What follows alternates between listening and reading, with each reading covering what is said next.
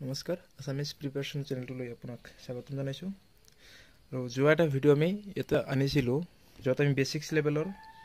Coding আৰু ডিকোডিঙৰ প্ৰশ্নবিলাক লৈছিলোঁ য'ত অসম পুলিচৰ লগতে বিভিন্ন ধৰণৰ এক্সামৰ কাৰণে প্ৰয়োজনীয় আছিল আৰু আজিটো অলপ এডভান্স লেভেলৰ হ'ব যেহেতু বেচিক্স লেভেলৰটো দিয়া হৈছে যদি আপুনি চোৱা নাই তেতিয়াহ'লে আপুনি প্ৰিভিয়াছ ভিডিঅ'টো চাই ল'ব পাৰে আৰু আজিৰ ভিডিঅ'টো আমি আৰম্ভ কৰা হওক ইয়াৰ পৰাই প্ৰথম প্ৰশ্নটো আছে এনালাইসিসক যদি আমি এইটো আখৰেৰে লিখিব পাৰি তেন্তে সিলেবাসক আমি কিহেৰে লিখিব পাৰি তেতিয়াহ'লে আমি এটা চাম এনালাইসিসটো কিহেৰে বা কেনেকৈ লিখা হল এটা যদি আমি চাও এনালাইসিসটো আগতে লিখি লও তেতিয়াহ'লে ইয়াৰ লগত ইয়াৰ সম্পৰ্ক কিন্তু তেনে ধৰণৰ নাই অৰ্থাৎ এৰ লগত পিৰ সম্পৰ্ক 1 আৰু 16 কিন্তু n হৈছে 14 c হৈছে 13 ডিফাৰেন্স কিন্তু বহুত কম বেশি হৈ আছে গতিকে এন ধৰণৰ আমি লব নোৱাৰি সেই ক্ষেত্ৰত আমি কি লম সেই ক্ষেত্ৰত আমি এনে ধৰণে লম এটুক আমি ইয়াতে লিখি লম p c n c u a u k তাৰ পিছত আমি যদি ইয়াৰ লগত ইয়াৰ সম্পৰ্ক দেখাও পাও আপুনি পাব ইয়াতে a হৈছে 1 আৰু c হৈছে 3 তাৰ অৰ্থাৎ ইয়াতে 2 যোগ হৈ গৈছে n হৈছে 14 আৰু c হৈছে p হৈছে 16 অৰ্থাৎ ইয়াতেও 2 যোগ হৈ গৈছে ঠিক হেদৰে ইয়াতে 2 যোগ হল ইয়াতেও 2 যোগ হল 12l আৰু n হৈছে 14 2 যোগ ইয়াতে y ৰ লগত যদি আমি 2 যোগ কৰি দিও তেতিয়াহলে z আৰু a তাৰ পিছত আহি গল a নাম্বাৰ তাৰ পিছত ইয়াৰ লগত 2 ইয়াৰ লগত 2 ঠিক হেদৰে আমি যদি ইয়াতে ইয়াৰ লগত চাব 2 যোগ হৈ গৈছে আৰু সিলেবাসে যদি আমি এদৰে লিখিবলৈ যাও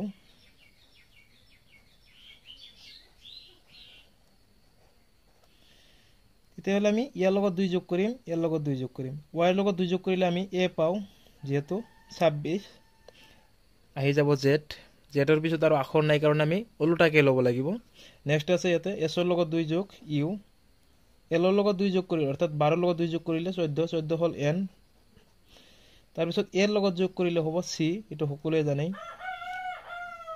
b ৰ লগত যোগ হ'ব 2 b ৰ লগত 2 যোগ হলে d হৈ যাব ইয়াতে a ৰ লগত যোগ হলে c আৰু ইয়াতে আছে s ৰ লগত 2 যোগ হলে u হৈ যায় আৰু u ৰ লগত u হৈছে 21 ৰ লগত 2 যোগ হলে 23 হ'ব 23 হল w 23 হল এটো হ'ব আমাৰ आंसर এক নম্বৰটো উত্তৰ হ'ব এইটো নেক্সট প্ৰশ্ন আছে আমাৰ ইয়াতে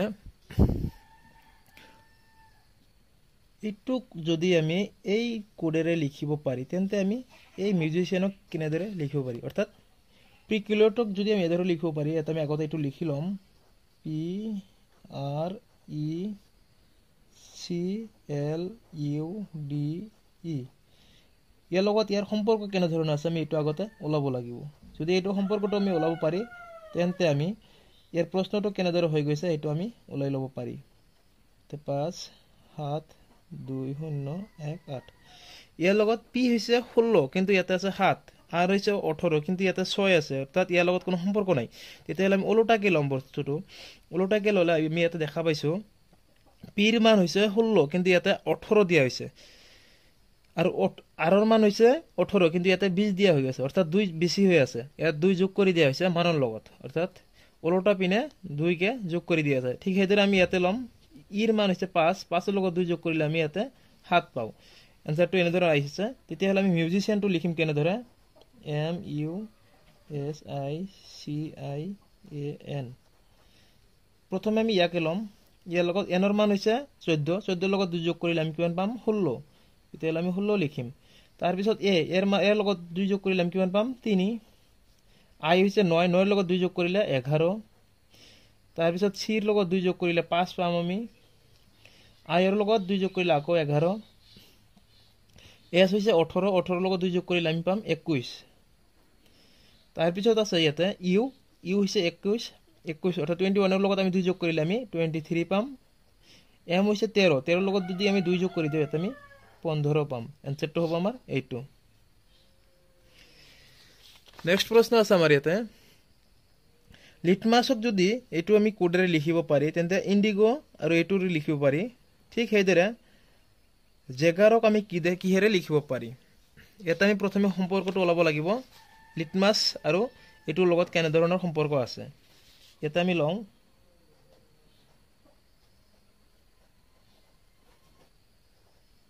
এটো লৈছো তাৰ পিছত আছে SMILIU SMIUTL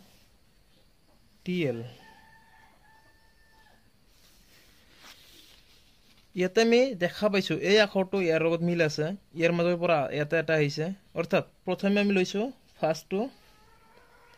তাৰ পিছত এম হৈছে 3 নম্বৰটো লাষ্টৰ পৰা আমি 3 নম্বৰৰ পৰা লৈছো এটো হ'ব সেকেন্ড নম্বৰ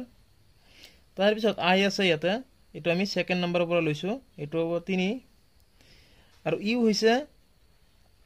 4 নম্বৰৰ সাইডত পৰিছে আৰু ইয়াৰ অৰ্থ হৈছে সৰি ইয়াৰ একম বহাইছো 4 নম্বৰ সাইডত তাৰ পিছত আছে ইয়াতে দুটা অক্ষৰ থাকি গল এল আৰু টি টি নম্বৰক আমি ইয়াতে 5 নম্বৰত দিয়া হৈছে আৰু এল আমাৰ ইয়াতে সৰি টি ইয়াতে 5 নম্বৰ এল আমাৰ ইয়াতে 6 নম্বৰত আহি গৈছে অৰ্থাৎ ফাৰ্ষ্ট টু লাষ্ট আৰু লাষ্ট টু ফাৰ্ষ্টত আহি গৈছে ঠিক হেদৰে ইন্ডিগো আছে ইন্ডিগো লগত এই সম্পৰ্ক আছে নে নাই এইটো চাম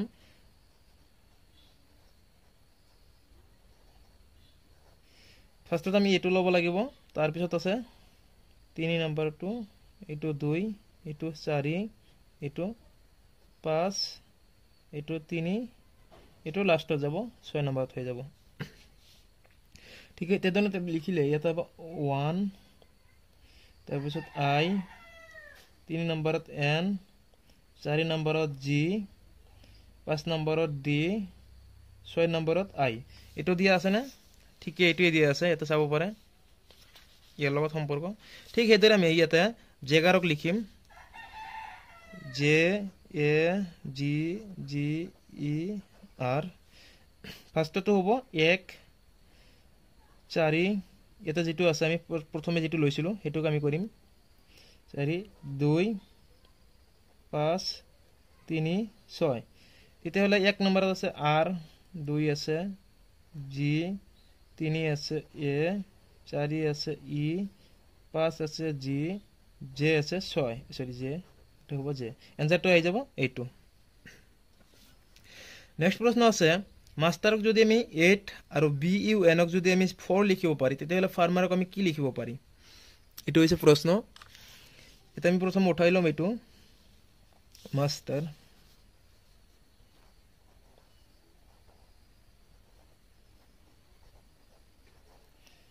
কিলটো 8 এতে 8 কেনেকে হল এটো আমি চাব লাগিব যোৱাকালি এটা ভিডিও আমি লৈছিলো যত আমি দেখা পাইছো আপোনালোক যে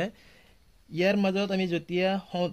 মান অৰ্থাৎ যোগ বিয়োগ পূৰণ হৰণ কৰি এই নাম্বাৰটো পোৱাৰ সম্ভাৱনা নাই সেই ক্ষেত্ৰত আমি লব লাগিব ইয়াতে চাব লাগিব ভাৱেল আৰু কনসোনেন্ট আমি ইয়াতে বিচাৰিব লাগিব ইয়াতে কেটা ভাৱেল আছে 1 2 3 4 5 অৰ্থাৎ পাঁচটা ইয়াতে ছয়টা ইয়াতে আখৰ আছে ইয়াতে ভাৱেল কেটা আছে দুটা আছে ইউ আছে আৰু ই আছে ঠিক আছে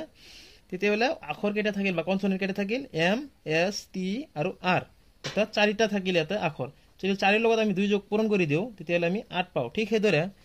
আমি এটা চাম বানৰ লগত এইটো সম্পৰ্ক কাম কৰে নে নকৰে বান এটা আছে এটা যদি চাই দুটা আছে কনসোনেন্ট বি আৰু এন ইউটো হল ভাৱেল ঠিক হেদৰে এটা আমি 2 পাম তেতিয়াহলে আৰু 2 ৰ লগত পূৰণ কৰি দিম 4 হৈছে অৰ্থাৎ কামটো চলি আছে ঠিক হেদৰে তেতিয়াহলে আমি ফাৰ্মাৰ লম ইয়াতে ফার্মার তো মেতে লিখি লও সরি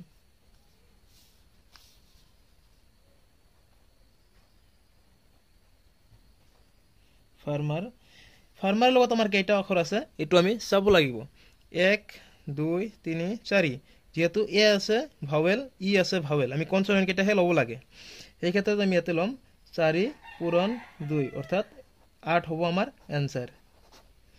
নেক্সট প্ৰশ্ন আছে ইয়াতে গক যদি আমি 32 লিখিব পাৰি আৰু শিক 49 তেতিয়া হলে সামক আমি কি লিখিব পাৰি ইয়াতে গো ইকুৱেল টু 32 আৰু সি আছে 49 তেতিয়া হলে আমি সামক কি লিখিব পাৰি প্ৰথমে আমি চাব লাগিব ইয়াতে গো কেনেকে হল 32 ইয়াতে গো কেনেকে হল জি হল 7 জিৰ মান 7 আৰু ও হল 15 অর্থাৎ 7 আর 15 হলে কিমান হৈ যায় 22 এটা হ'ব 22 22 লগত আমি যদি 10 যোগ কৰি দিও 32 হয় কিন্তু এটো ফৰ্মুলা ইয়াতো কাম কৰিব লাগিব s ৰ মান হৈছে 19 আৰু ইয়াতে আছে s ৰ মান 8 8 আৰু 19 27 27 আৰু 5 হলে 32 হৈ যায় কিন্তু ইয়াতে আমাৰ আছে 49 তেতিয়া হলে এটো আমি কাম কৰিব নোৱাৰি যদি আমি d ৰ অপোজিট লও g ৰ অপোজিট লও g ৰ অপোজিট আছে t t ৰ মান হৈছে 20 তাৰ পিছত হল যদি or মান লও or অপোজিট কি আছে l l ৰ মান হৈছে 12 ইয়াৰ অপোজিট হৈছে l l ৰ মান হৈছে 12 ইয়াতে 32 আমি পাইছো ঠিক হেদৰে s ৰ অপোজিট আছে h h ৰ মান হৈছে এৰ মান হৈছে 8 h ৰ অপোজিট আছে s s ৰ মান হৈছে 19 যদি যোগ কৰি যাও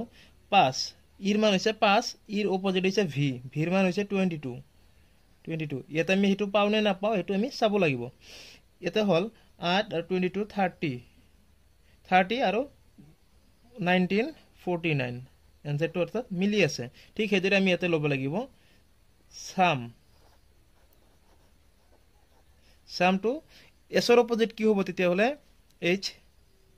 এৰ অপোজিট হ'ব h h ক আমি কি লিখিব পাৰি 8 লিখিব পাৰি o ৰ অপোজিট হ'ব l l ৰ অৰ্থাৎ 12 এটা হল l m opposite n n ৰ মান হৈছে 14 আৰু e ৰ অপোজিট v v ৰ মান হৈছে 22 তেতিয়া আমি যোগ কৰি লম ইয়াতে 8 আৰু 22 30 ইয়াতে হল 30 আৰু হল 12 আৰু 14 26 অৰ্থাৎ 56 হ'ব ইয়াতে आंसर এটো একেটা আছিল আজিৰ প্ৰশ্ন যদি ভিডিওটো ভাল লাগে লাইক কৰি দিব আমাৰ লগত এনে ধৰণৰ ভিডিও পাবলৈ চেনেলটো সাবস্ক্ৰাইব কৰি দিব ধন্যবাদ।